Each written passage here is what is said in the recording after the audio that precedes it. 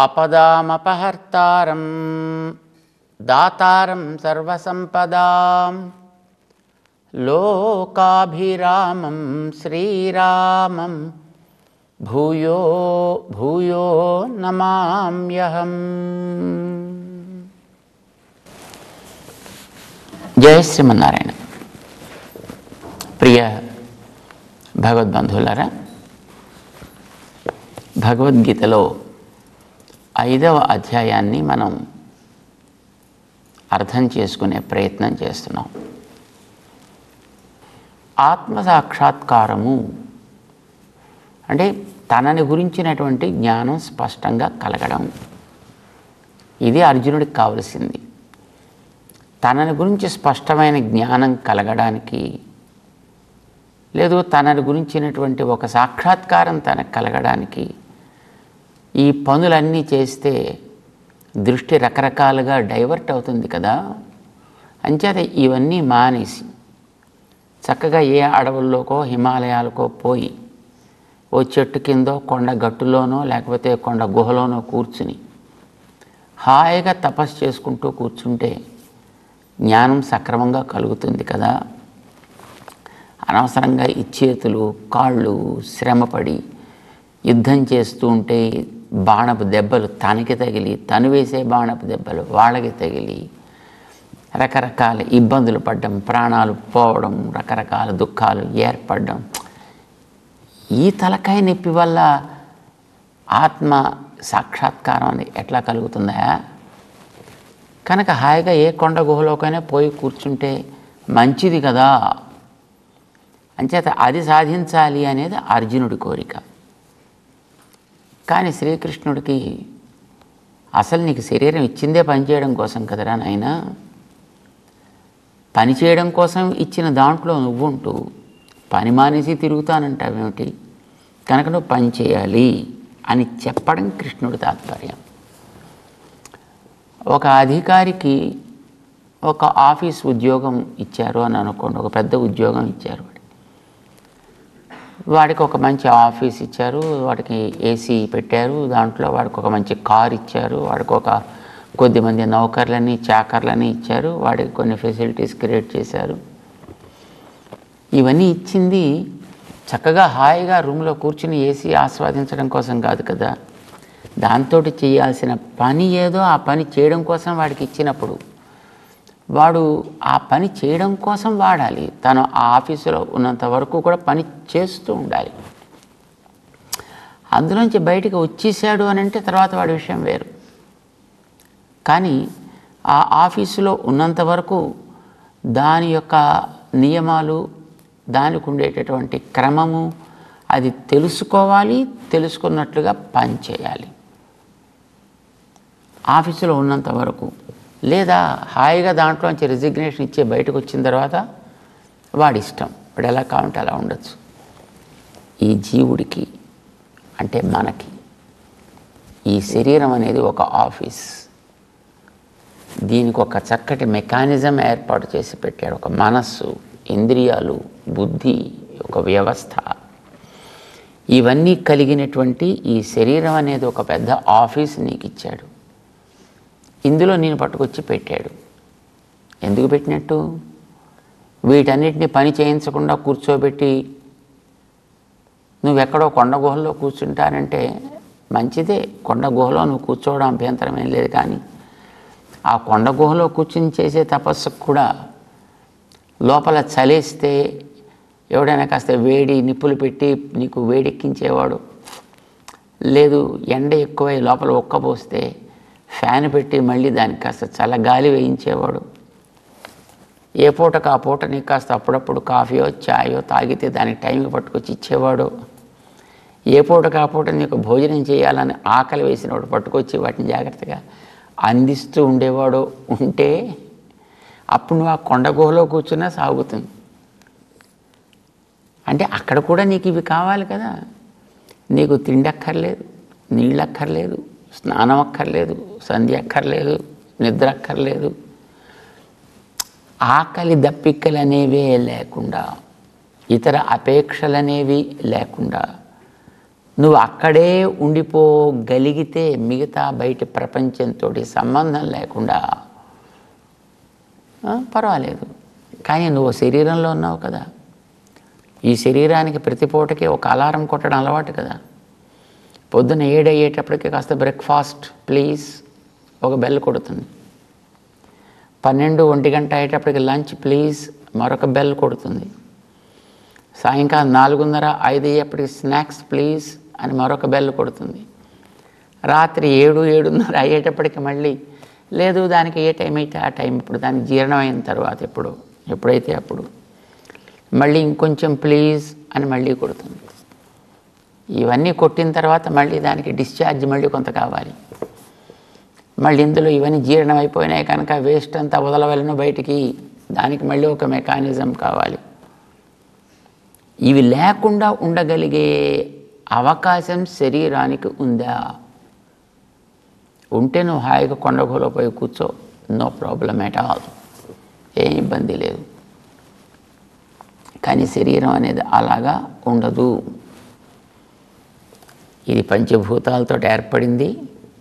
ఆ పంచభూతాల్లో ఒక్కొక్కటి వాటి పని చేసుకుంటూ అవి పెరగడమో తరగడమో జరుగుతూ ఉంటాయి. అవి తరిగినప్పుడల్లా వాటిని మళ్ళీ రీఫిల్ చేయాల్సినటువంటి బాధ్యత నీకుంటుంది. రీఫిల్ చేయాల్సిన వాటిని సంపాదించాల్సినటువంటి అవసరము నీకుంటుంది. దానికోసం ఈ శరీరాన్ని వెచ్చించి పని చేయాల్సిన అగత్యము నీకుంటుంది. శరీరం అంటూ ఉంటే ఇవన్నీ తప్పవు. ఈ శరీరం ఉంటూ కూడా అలాంటి అపేక్ష లేదు అని అనుకున్నప్పుడు మాత్రమే నువ్వు ఆ కొండగోలో కూర్చొని తపస్సు చేయగలుగుతావు.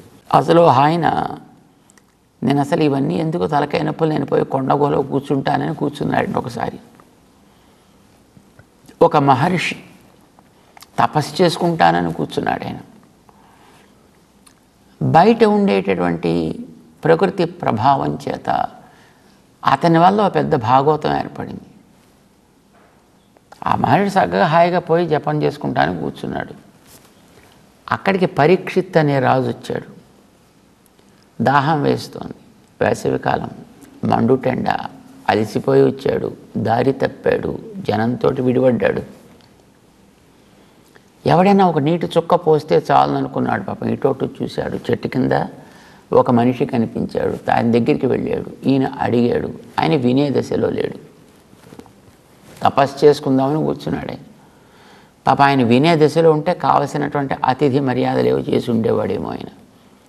కానీ ఆయన వినే దశలో లేకపోవడం చేత ఇతను వెళ్ళి నాకు దాహం, నీళ్లు కావాలి అని అడిగినా ఆయన దానికి తగ్గట్టుగా స్పందించలేకపోయాడు. అడిగినవాడు రాజు. నోరు తెరిచి దేహి అని అడిగాడు ఆయన. అవతల వ్యక్తి స్పందించకపోయేటప్పటికీ ఇతనిలో ఉండేటటువంటి ఆ అహంకారం ఒకసారి పెళ్ళుబికింది. కోపం వచ్చింది. ఏదో చెయ్యాలనిపించింది. కానీ ఏం చేయలేడు ఆయన. చేయకూడదు. కానీ కోపం ఊరుకోనివ్వదు కదా. ఇప్పుడు ఎవడి మీదైనా కోపం వచ్చినప్పుడు ఆ కోపం తీర్చుకోవాలంటే ఎదుర్కొనే వెళ్ళి వాడిని 2 వాయించబుద్ధి అవుతుంది.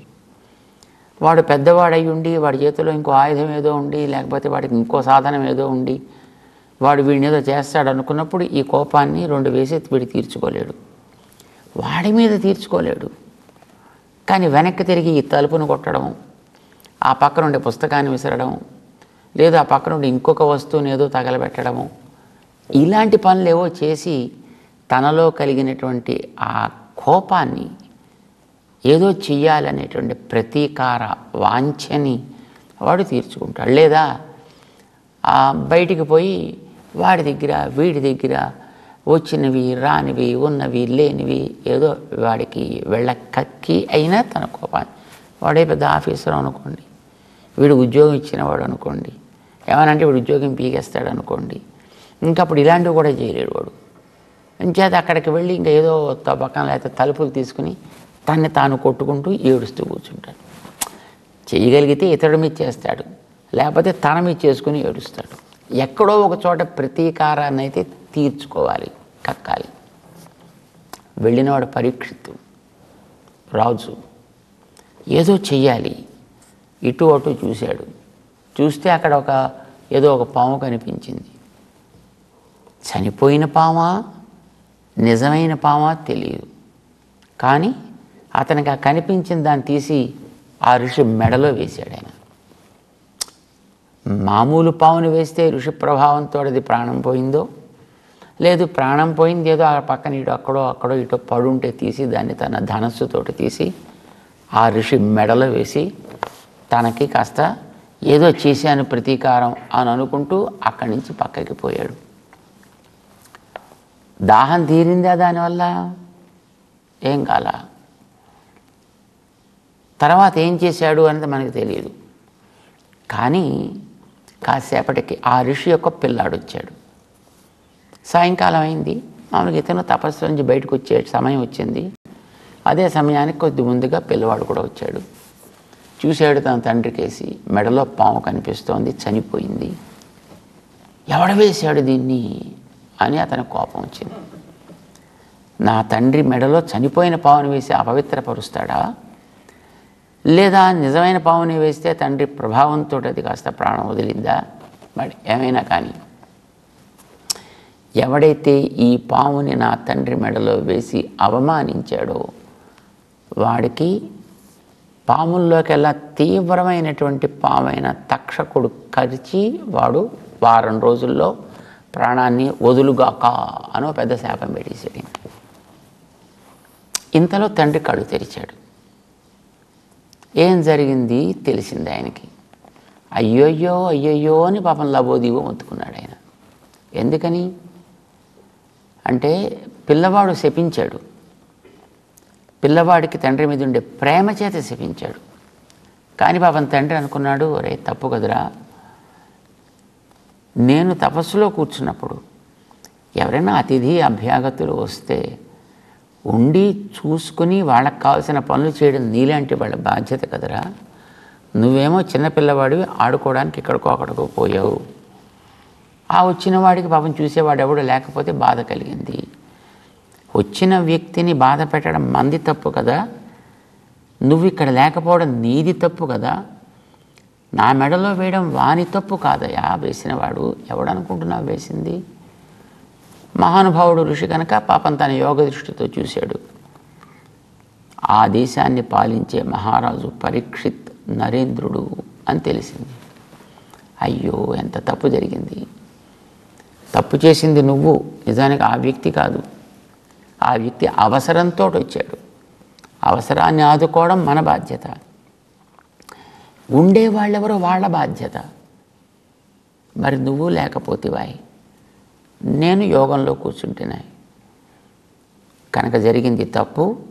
నువ్వు శపించావు, శాపాన్ని వెనక్కి తీసుకో. పిల్లవాడికి శాపం పెట్టడం తప్ప తీసుకోవడం రాదు. చూడండి ప్రమాదం. శాపం పెట్టే శక్తి ఉంది, కానీ శాపాన్ని వెనక్కి తీసుకోగలిగే శక్తి అతనికి లేదు. సరే, కనీసం నువ్వు వెళ్ళి ఆ రాజు దగ్గర క్షమాపణ చెప్పి, ఇలా శాపం పెట్టాను కనుక దీనికి ఏదైనా పరిహారం చేసుకోమనైనా అతనికి సమాచారాన్ని చేరవేయి, ఇది నీ బాధ్యత అని పంపించాడు. సరే, ఆ పిల్లవాడు వెళ్ళాడు, రాజు దగ్గర జరిగిన విషయం చెప్పాడు. వారం రోజులు నీకు సమయం అయ్యా, ఈ లోపల నువ్వు చేసుకోవాల్సింది ఏదో చేసుకో అని చెప్పాడు. వెళ్ళాడు ఆయన. మహారాజు పరీక్షిత్తు బుద్ధిమంతుడు, పాండవ వంశజుడు, పాండవుల యొక్క ముని మనవడైన కనుక బుద్ధిమంతుడు, యోగ్యుడు, సంస్కారవంతుడు కనుక ఆనాడు ఉండేటటువంటి సమాజంలోని మహానుభావులైనటువంటి ఋషులు, పెద్దలు అందరినీ పిలిచాడు. ఒక పెద్ద సమావేశం ఏర్పాటు చేశాడు. ఏడవలేదు. ఎలా తప్పించుకోవాలని ఈ మార్గాంతరాలు అన్వేషణ చేయలా. వారం రోజుల్లో తనకి ఈ శాపం తగులుతుంది, సిద్ధం నేను దానికి. కానీ ఈ వారం రోజుల లోపల బాగుపడటానికి ఈ శరీరంలోకి వచ్చినటువంటి ఒక ప్రాణి శరీరాన్ని వదిలే లోపల చేయాల్సినటువంటి అతి ఉత్తమమైన బాధ్యతాయుతమైనటువంటి పని ఏమి, అది మీరు నాకు వెంటనే నిర్ణయం చేసి చెబితే దాన్ని చేయడానికి, ఆచరించడానికి నేను సిద్ధం. ప్రాణం పోతుందని నాకేం బెంగలేదు, చనిపోతానని నేను ఏడవదలుచుకోలేదు, కానీ చేయాల్సిన పని చేసిపోవాలి అనేటటువంటిది నా యొక్క తాత్పర్యం. కనుక ఏం చేసిపోవాలో చెప్పండియా అని అడిగాడు. ఇలా అడిగిన సందర్భంలో మిగతా వాళ్ళంతా తర్జన భర్జనలు చేస్తున్నారు అక్కడ. ఇంతలో అక్కడికి శ్రీ సుఖ మహర్షి వచ్చాడు. ఆయన స్వాగతించారు, సత్కారం చేశారు. మహానుభావుడు కూర్చున్నాడు. అయ్యా, ఏమిటి ఇక్కడ మీరంతా చేస్తున్నారు అని అడిగాడు. వీళ్ళు జరిగిన దాన్ని చెప్పారు. విన్న మహానుభావుడు, ఏమయ్యా మహారాజా, 7 రోజులు సమయం ఉందంటున్నావు, నీకు చాలా ఎక్కువయా. 1 ముహూర్త కాలం సమయం ఉంది అని తెలిసినటువంటి మహానుభావుడు తరించాడయ్యా. ఆయనకి దేవతల దగ్గరికి వెళ్ళినప్పుడు దేవతలు ఆయన యొక్క ఉపకారానికి కృతజ్ఞతగా నీకేదైనా కావాలంటే చేస్తామయ్యా, ఏం కావాలో అడుగు అని అడిగారు. దానికి ఆయన, నాకు ఇంకా జీవితంలో ఎంత సమయం ఉందో చెప్పండి అని అడిగాడు ఆయన. 1 ముహూర్త కాలం ఉందయా అని చెప్పారు వాళ్ళు. 1 ముహూర్త కాలం, ముహూర్తం అంటే సుమారు 48 నిమిషాలు అనుకోండి. నీ జీవితం ఇంకా 1 ముహూర్త కాలం ఉంది అని అన్నారు. అనగానే ఆ మహనీయుడు వెంటనే తను యోగంలో కూర్చుని తన ఇతర ప్రవృత్తులన్నీ మాని తన మనస్సుని భగవంతుడి పాదాల మీద పెట్టి ఆ ధ్యానంతో తను హాయిగా భగవత్ సన్నిధానాన్ని చేరాడయ్యా. 1 ముహూర్త కాలాన్ని అంత సవ్యంగా వాడుకోగలిగాడు ఆ మహనీయుడు. నీకేమో 7 రోజుల సమయం ఉందని అంటున్నావు. అంచేత నీకు చెయ్యాల్సిన పని ఏమిటో నేను చెబుతా అని ఆయన కోసమని 7 దినాలు అహోరాత్రము శ్రీకృష్ణ కథామృతాన్ని, శ్రీమద్భాగవతానంతటిని, ఈ ప్రపంచపు చరిత్రనంతటిని కూడా ఆయనకి ఉపదేశం చేశాడు. ఇది మనం వింటున్నాం. అంటే ఎందుకు వచ్చింది మొత్తం ఇంతాను? ఒక్కడు తన బాధ్యత అయినటువంటి తన చుట్టూ ఉండే పరిసరాల్ని గమనించడము అనే దాన్ని మానేసి ఆయన యోగంలోకి వెళ్ళిపోయాను కనుక ఇంకా నాకు ఏమీ ఉండదు అని అనుకుంటే దానివల్ల పెద్ద భాగవతం ఏర్పడింది. మరి మనం ఎన్ని భాగవతాలు ఏర్పాటు చేస్తాం? శరీరంలోకి మనం వచ్చాం, శరీరంలో మనం ఉన్నాం. శరీరానికి ఒక పద్ధతి ఉంది. అది మానవ శరీరమా, జంతు శరీరమా, పక్షి శరీరమా, వృక్ష శరీరమా, లేదా రాయి రప్ప లాంటి శరీరమా? ఏదో ఒక శరీరం. శరీరం అనేది ఏర్పడ్డది. ఆ శరీరంలో జీవుడు అనేవాడిని పెట్టాడు. ఇప్పుడు ఆ జీవుడు ఆ శరీరంలో ఉన్నంత వరకు చేయాల్సింది శారీరకమైనటువంటి నియమాన్ని పాటించుట. ఇప్పుడు నువ్వు ఈ శరీరంలో ఉన్నావు, నువ్వు ఒక పరిపాలకుడిగా శరీరంలో ఉన్నావు. నీ బాధ్యత పాలించడం. పాలించడం అంటే తప్పు చేసిన వాడిని దండించడం, ఒప్పు చేసిన వాడిని మెచ్చుకోవడం, ఏదో వాడికి మరింత పదోన్నతిని కలిగించడం. ఇది కదా నువ్వు చేయాల్సిన పని. నీ పాలనలో ఉండే వాళ్ళెవరో వారందరికీ కష్టాలు నష్టాలు రాకుండా సుఖకరమైనటువంటి జీవితాన్ని అందించడం. ఇది నువ్వు చేయాల్సిన పని. దానికోసం నీకు అవకాశం భగవంతుడే ఇచ్చాడు. ఒక ధర్మయుద్ధాన్ని నీ కోసం ఏర్పాటు చేసి పెట్టాడు. నువ్వు ఆ స్థానంలో ఉన్నావు ఇప్పుడు. కనుక నీ బాధ్యత ఏంటి? ఆ ధర్మయుద్ధం చేసి ఆ తప్పు చేసిన వాడిని దండించి, ఒప్పు చేసిన వాడిని చక్కగా మెచ్చుకో, వాడికి కావాల్సినటువంటి ఒక ఉన్నతిని కలిగించు. నీ బాధ్యత నువ్వు ఆ రకంగా నెరవేర్చుకోవాలి తప్ప దానికి తగ్గట్టుగా నీ శరీరాన్ని పని చేయించాలి, నీ మనస్సుని పని చేయించాలి, నీ ఇంద్రియాల్ని పని చేయించాలి. దాన్ని చేయించడానికి వీలుగా ఆ చేసే దాంట్లో లోపాలు లేకుండా ఉండేట్టు చేసుకోవడం కోసం నీ తెలివిని వాడాలి, నీ జ్ఞానాన్ని ఉపయోగించాలి. అంచేత జ్ఞానం అనేది కేవలం సంపాదించడం కోసం కాదు, నీకుండేటటువంటి ఈ వ్యవస్థనంతటినీ కూడా క్రమబద్ధం చేసి నడిపించడం కోసం. నడిపించడాన్ని, నడవటాన్ని కర్మ అంటాం. నడిపించే తెలివిని జ్ఞానము అని అంటాం. అది జ్ఞానం మంచిగా ఉంటే జ్ఞాన యోగం అవుతుంది. నడక సవ్యంగా ఉంటే కర్మయోగం అవుతుంది. కనుక కర్మయోగము జ్ఞానయోగము ఇవి రెండయ్యా.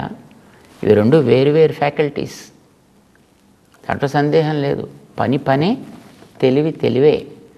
కానీ తెలివి తెలివి కోసం కాదు, పని పని కోసం కాదు.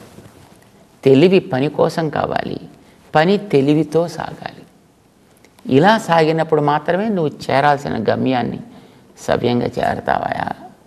అంచేత రెండు వేరు అనుకుంటారు కొందరు.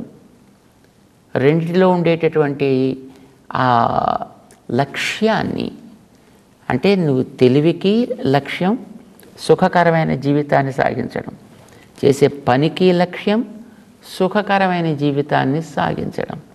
రెంటికి లక్ష్యం సుఖకరమైన జీవితమే అయినప్పుడు ఇవి రెండు వేరంటామా ఒకటంటామా?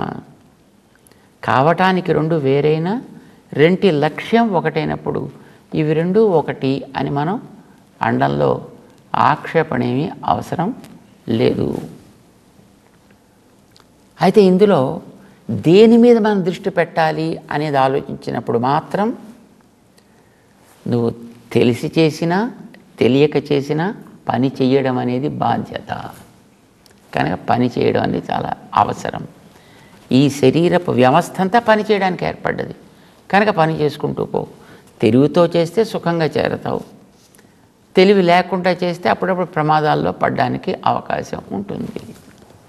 తెలివి ఉన్నవాడివైతే అప్పుడప్పుడు ఏదైనా దానికి ఉపద్రవం ఏర్పడితే ఎలా తప్పించుకోవాలి తెలుస్తుంది. ఎక్కడ గుంట వచ్చిందనుకోండి, గుంటలో పడవు, గుంటని దాటే ప్రయత్నం చేస్తావు. లేకుండా నడిస్తే ఏదో గుడ్డెద్దు చేలో పడ్డట్టు అంటుంటారే, అలాగే వెళ్ళి ఉపద్రవాలు కొని తెచ్చుకోవడానికి అవకాశం కలుగుతుంది. కనుక తెలివి పని, జ్ఞానము కర్మ, ఇవి రెండు మనకి ఏర్పడ్డవి. కనుక అందులో తెలివి కావాలి ప్రధానం అనుకుంటూ పనులు వదిలేస్తాను అంటే, కర్మ సన్యాసము చేస్తాను అనంటే అది శ్రేయస్సు కాదోయ్. పని చేయుట కర్మ యోగము, ఇది మంచిది.